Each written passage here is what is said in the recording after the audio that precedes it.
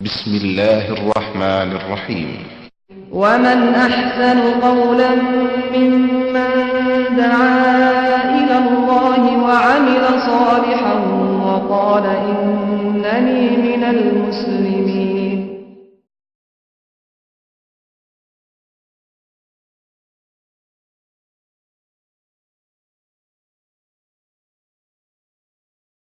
السلام علیکم ورحمۃ اللہ وبرکاتہ. میں ہوں میادل، پروگرام ہے وَأَنَا أَوَّلُ الْمُسْلِمِينَ اور ٹاپک ہے میں اور میری نماز.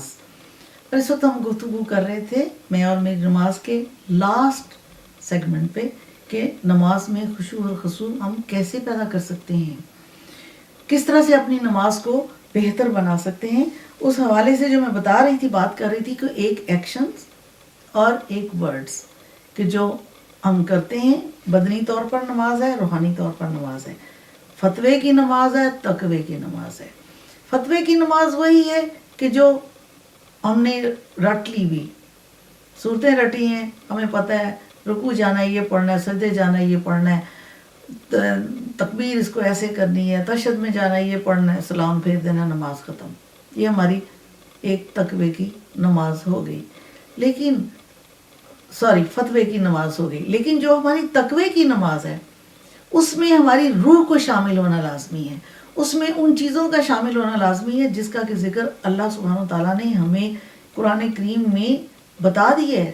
ذکر میں نے کر دیا، بتا دیا آپ کو کہ یہ ساری خصوصیات اس نمازی میں ہونی چاہیے. اور ان خصوصیات کو پیدا کرنے کے لیے ہمیں کوشش کرنی چاہیے، اپنی سوچ کو استعمال کرنا چاہیے، اپنے برین کو استعمال کرنا چاہیے.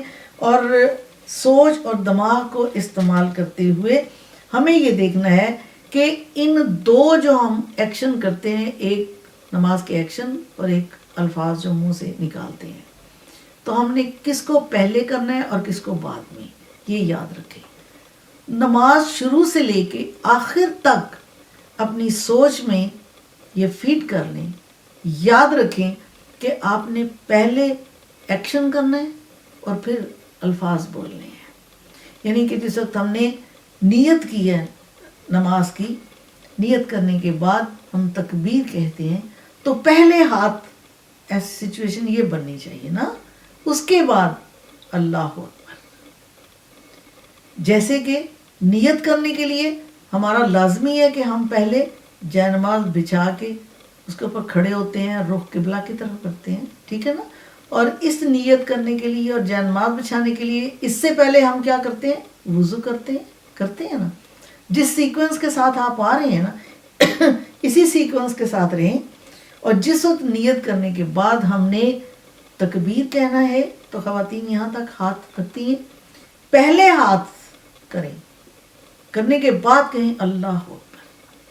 اس کے بعد پہلے ہاتھ ایسے کرنا ہے اور الٹا ہاتھ، یہ ہتھیلی جو ہے اپنے دل، ہمارا اس طرف ہوتا ہے، ہتھیلی اپنے دل کے اوپر رکھنی ہے اور دائیں ہاتھ کی ہتھیلی اس کے اوپر رکھنی ہے اور بالکل پریس کر کے کھڑے ہونا ہے ہم نے.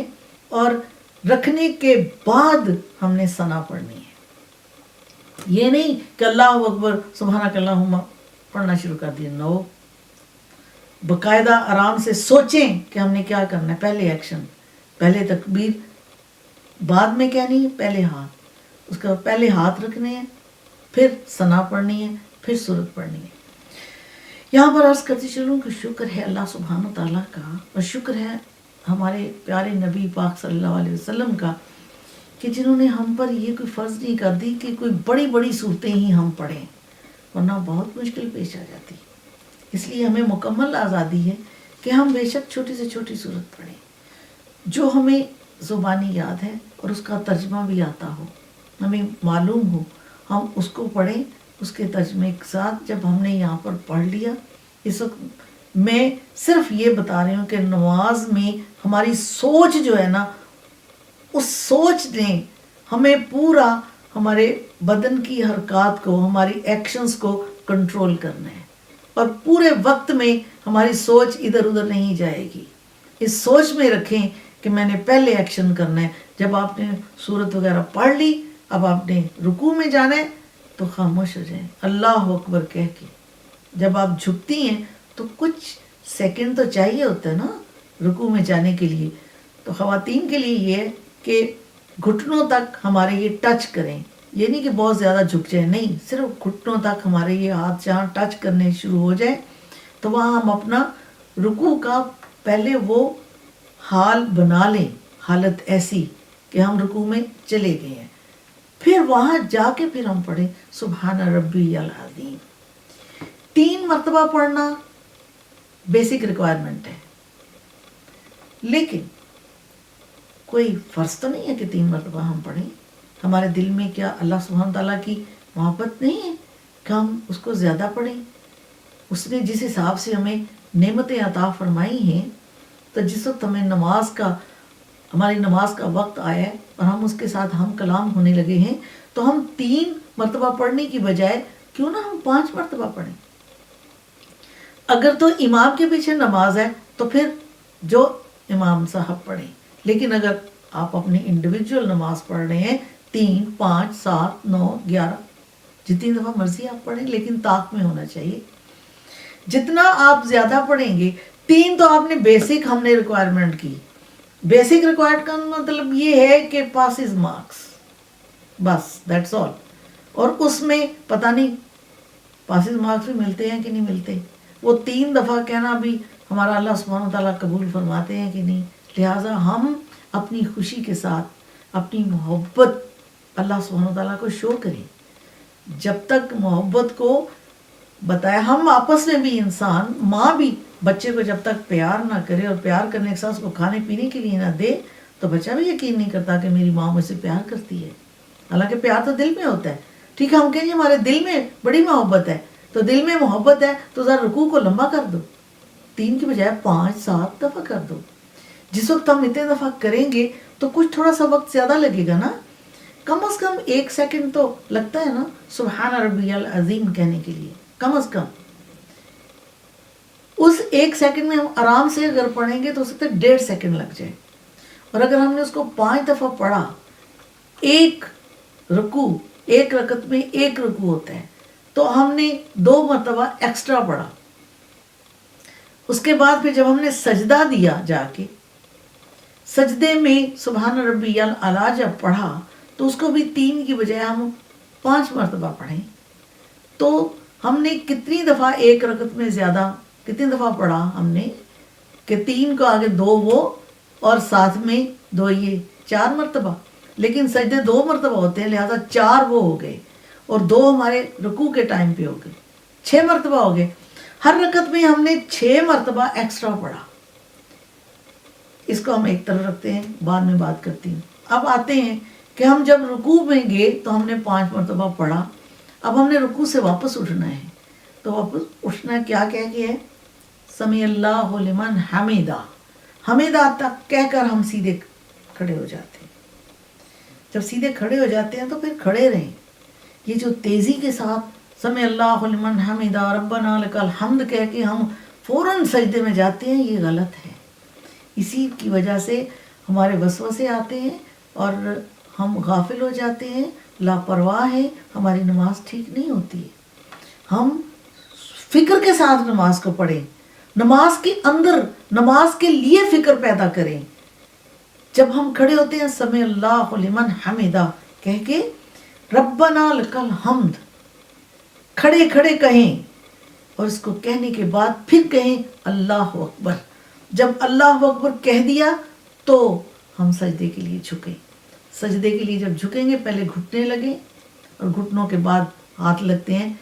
لیکن جو ہمارا سر پیشانی ناک وغیرہ لگتا ہے، دونوں ہاتھ ہم نے اپنے چہرے کے درمیان میں یوں رکھنے ہیں. پہلے ناک لگے، پھر ہمارا یہ ماتھا ٹچ کرے اور اپنے کندھوں اور سر کا بوجھ اس زمین پر ڈالیں. سجدے کے وقت پتہ چلے کہ ہم سجدہ کر رہے ہیں. ہمارے دماغ کی تمام سوچیں، تمام وسوسے، تمام چیزیں سب یہ زمین لے لے گی. کیوں زمین لے لے گی؟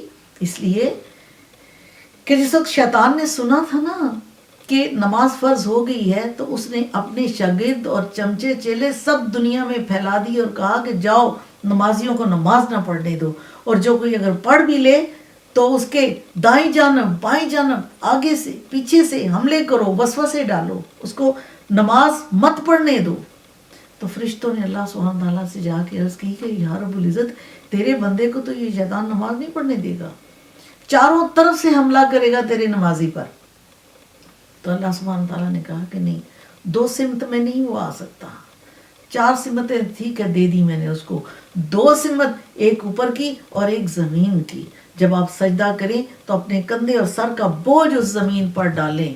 جب ناک پہلے لگائیں، ماتھا پھر لگائیں، اور جب پوری آپ کی وہ سچویشن سجدے کی بن جائے، اور خواتین کے لیے کہ وہ کونیاں اپنی زمین کے ساتھ لگائیں، اور جب بن جائے تو پھر پڑھیں سبحان ربی الاعلیٰ، سبحان ربی الاعلیٰ، سبحان ربی الاعلیٰ. بیسک 3 مرتبہ ہے، لیکن پھر وہ بیسک ریکوائرمنٹ ہے.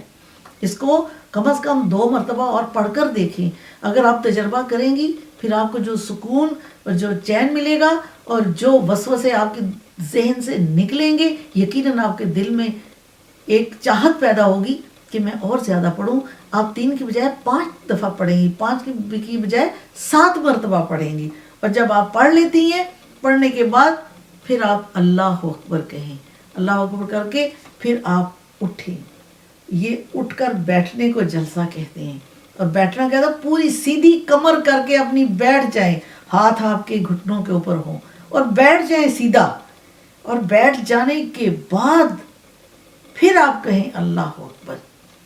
تیزی نہ دکھائیں، جس طرح کے نماز میں آپ دکھاتی ہیں کہ اٹھائے اور اٹھا، سر بھی نہیں، پورا بھی نہیں اٹھا، سیدھی کمر بھی نہیں کی اور سجدے میں چلے گئے. ایسے سجدے والے کرنے والے جو ہیں روز حشر کو سجدہ نہیں کر پائیں گے. اور اسی طرح دوسرا سجدہ آپ نے کرنا ہے. اس کے بعد پھر کھڑے ہو کر جیسے پہلے ایکشنز اور پھر اپنے الفاظ ادا کریں، سورت پڑھیں. کرنے کے بعد جب دوسری رکعت میں آتی ہیں اور اب ہم نے بیٹھنا ہے تشہد پہ، قاعدے میں، قاعدہ اولا اس کو کہتے ہیں، پہلے والا.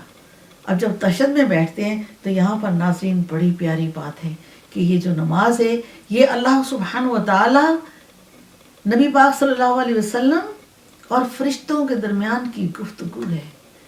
اس کو یہ سوچ کے پڑھیں، اس قدر پیاری گفتگو کہ جس کو اگر سوچ کے پڑھیں گے تو خود بخود آپ کے یہ رونگٹے کھڑے ہو جائیں گے اور خود بخود آپ اس نماز کے اندر غرق ہو جائیں گے. کیا گفتگو ہے کہ نبی پاک صلی اللہ علیہ وسلم پڑھتے ہیں التحیات للہ والصلوات، یہ ساری تعریفیں اور تمام تر تعریفیں، تمام تر نمازیں اور تمام تر پاکیزہ چیزیں، سب کچھ اللہ سبحانہ تعالیٰ کے لیے ہیں. جب اللہ سبحانہ تعالیٰ یہ اپنی شان میں تعریف سنتے ہیں نبی پاک صلی اللہ علیہ وسلم سے، تو اللہ سبحانہ تعالیٰ فرماتے ہیں السلام علیکہ ایہا النبی ورحمۃ اللہ وبرکاتہ، کہ نبی سلامتی ہو تم پر، برکتیں، رحمتیں اپنے اللہ کی طرف سے، اپنے رب کی طرف سے. نبی پاک صلی اللہ علیہ وسلم جس وقت اللہ سبحانہ تعالیٰ کی یہ آواز سنتے ہیں اپنے لیے، تو آگے سے فرماتے ہیں، جواب دیتے ہیں السلام علینا وعلی عباد اللہ الصالحین. اللہ سبحانہ تعالیٰ کی تمام تر رحمتیں اور برکتیں صرف ہمارے نبی پاک صلی اللہ علیہ وآلہ وسلم نے اپنے لیے نہیں سے خالی لی. وما علینا ساتھ کہہ دیا کہ میرے ہمارے لیے بھی اور ساتھ میں اللہ کے بندوں صالحین کے لیے بھی. اور وہ کون ہے؟ وہ امت رسول صلی اللہ علیہ وسلم ہے. قیامت تک کے جو امتی ہیں محمد صلی اللہ علیہ وسلم کے، ان کے لیے بھی اللہ سبحانہ و تعالیٰ نے ساری رحمتیں اور برکتیں اللہ سبحانہ و تعالیٰ سے لے لی. اللہ سبحانہ و تعالیٰ نے آگے سے جب کوئی جواب نہ دیا تو فرشتے بول اٹھے اشہد ان لا الہ الا اللہ واشہد ان محمدًا عبدہ ورسولہ، کہ ہم گواہی دیتے ہیں کہ اللہ سبحانہ و تعالیٰ کے سوا کوئی عبادت کے لائق نہیں، نبی پاک صلی اللہ علیہ وسلم اللہ کے رسول اور بندے ہیں.